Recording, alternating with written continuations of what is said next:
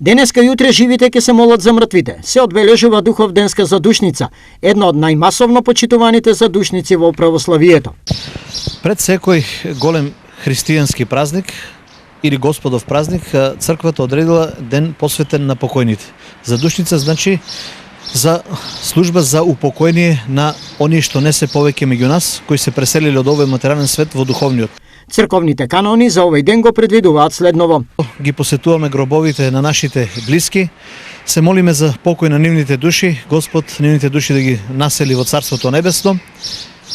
Даваме парастас или помен во вид на храна или било како за покој на душата, што вели нашиот народ да се најде пред нив. Адетот, длабоко вкоренет кај народот на задушница налага и раздавање храна, но и оставање на гробовите. Што за ова велат од црквата?